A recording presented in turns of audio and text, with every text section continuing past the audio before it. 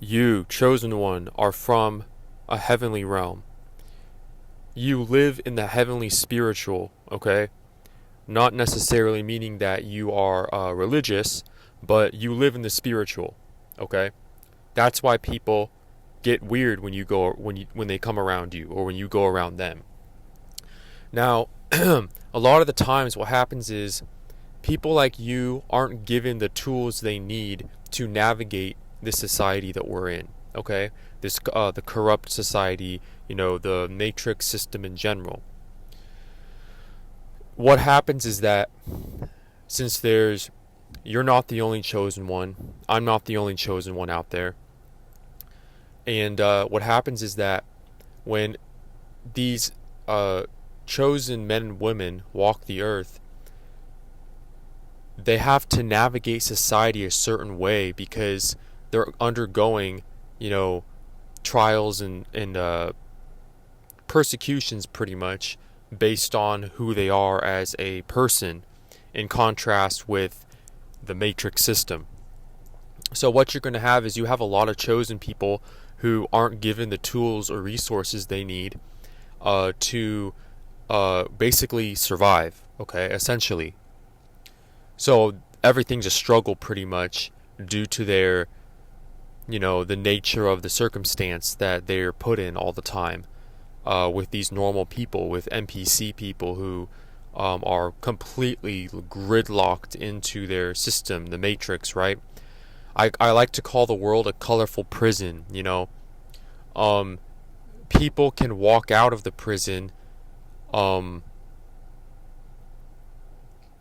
if there's a hole in the wall or a rip in the gate. But a lot of times, even if there is a hole in the wall or a rip in the gate, if a prisoner, a lot of these normal people decide to stay in the prison because it's comfortable, because it's a roof over their head. You see what I'm saying? Because they get meals and commissary and all this stuff 3 times a day. It's comfortable. So I'm comparing that to this matrix system here where, it's true. Maybe there are people out here who don't have bad intentions, but people don't have good intentions for sure. Nobody has good intentions anymore because everyone's in it for themselves and themselves alone. All right? People are only in it for themselves. Let me paint a picture for you here today. You could starve yourself, become a slave for somebody. This is just a heinous example I'm giving. You could starve yourself, give them all your money, be a slave for somebody, build a house for them with your bare hands, or, carry the whole company for them, because you're the best worker there or something, and get their numbers up and make them feel good and get them happy. But guess what? Chosen one. If you do these things to 2 people or 4 people, here's the thing. Like I just said, people are only in it for themselves. They will not hesitate. They will not hesitate. They will, in a heartbeat, they will leave you. They will leave you in the dust. They will betray you on a dime. Even if you built a house for them, for example, or you carry their whole company and you make them look really good for the executives, they'll still betray you. They don't care. If you're the only worker who can get the inventory cleared out before a certain time, and you can do it alone, a one-man show, they don't care. They'll still betray you. See what I'm saying here, guys? This ties into a message I told about probably a few weeks ago, I think. How to pull back your energy and don't help people anymore and don't do things for people. Yes, be basic and be basic etiquette and basic decency, and don't go around running around, being a criminal and causing trouble. But in the community, yes, be a decent person, but don't go out of your way and try and make people feel good. That's the trap. Personally speaking, that's the trap I fell into a few years ago. I was at a certain job I was working at. And even in my family, I'm constantly, I found myself constantly just gauging other people's moods and, being hyper aware of their emotional state. And I found out that comes from a place of trauma. All right, because a lot of us chosen ones are trauma bonded to our family members or our parents. Usually it's the parents or one parent or both. We're trauma bonded and we carry that out into the world, into the community. So everybody we look at, especially people that have the same demeanor as our parents, for example, let's say you have you have parents, one parent is one way, the other parent's the other way, you know, and you're trauma bonded, or you have past wounds with, mother wounds, father wounds, or just trauma in general, right? A history, a buildup. It gets stored in your nervous system, it gets stored in the body, and it gets stored in the brain, and it's really difficult to unprogram and unlearn those things because the body doesn't forget. So when you get around people in public, let's say in the community, who resemble your parents, who have the same demeanor as your parents, or you just get that vibe that they're very much, they remind you of family members who, whether they hurt you or whether they just, weren't good for you and weren't good for your life in some way, or they aren't doing your life any good. You get around people like that in the community, and your body gets triggered because you recognize something that you felt when you get around your parents, when you get around a certain family member. Okay, it could be a sibling, a relative, doesn't matter, or all of the above. And so, chosen ones, a lot of the times we carry this trauma out into the community, into the world, and it's like I said, it's very, very hard to deprogram into. The journey is really long, and on top of that, you're busy finding your purpose and trying to keep your light burning and shine your light. So, chosen ones were very gifted and talented, especially you watching this video. I'm sure you have gifts and talents you don't even know about. So, chosen one, I think you should tap in and explore that sometime. But back to the main message here is that you live in the heavenly realm, okay? And if you don't believe in heaven or you're not that spiritual, that's fine. You can still be chosen and not spiritual, because it's not about religion or who you believe in. It's about you, your spirit, what was the universe, what God did for you before you were even born. And so you live in the spiritual. Like I said, you're from heaven. You're not from here. Like, we literally, this is crazy. This is going to sound crazy, but I'll be out in public and there'll be like animals just stopping in my path, or like there's ants like everywhere. Whenever I look, I always see ants around, and ants have a spiritual meaning, by the way. I'll let you look that up. But ants have a spiritual meaning. I've been seeing a lot of insects. Sometimes little kids, or they don't have to be little either. They could be like teenagers, or sometimes full-grown adults. Oh, elderly people, especially with me, it's elderly people. They'll like walk in front of me and then just stand there and then stare at me, like they're expecting me to say something to them, or they think I'm important or something, when I'm just running around. Not running around, but I'm just walking around, getting an item from the grocery store, or walking into the service station, the gas station store thing, and minding my own business.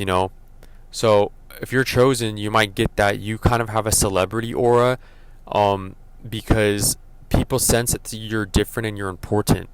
And I don't go walking around out here with my head high and like I'm important, like look at people looking at me. I don't get a dopamine rush or anything from that. In fact, I want no attention whatsoever, because the attention can get really, really intense. So, chosen, you guys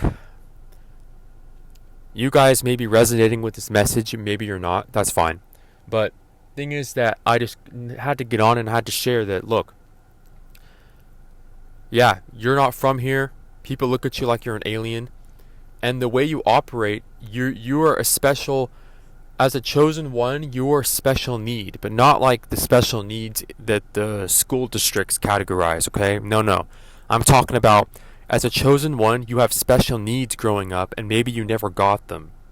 I mean, if you think about it. But maybe you had special needs, right? Again, not like the psychology special needs or school districts, what they call special needs. I'm talking about special needs, chosen one, as in, like I said, you weren't given the tools you needed to interact with people out here, interact with matrix people, people who don't even care, don't even see your light, and if they do see your light, they immediately get envious, and they want to hurt you for it. And when I say hurt, people want to hurt you in some way, shape, or form. Usually it's never the violent form or physical, but it can be other aspects, like I mentioned before, cutting you off, standing in front of you, staring at you very aggressively or not aggressively, blocking your path, cutting you off, you know, getting around you just to monitor you, like monitoring spirits, because people are spiritual beings too, they just don't realize it, right? If I'm sitting here at the park and I see two ladies walking their little poodles, those are spirits. Those two women are spirits. But the thing is that they probably don't even realize it. They don't realize that they're spiritual people in a physical experience, living on this matrix, and they're plugged in. I'm pretty sure.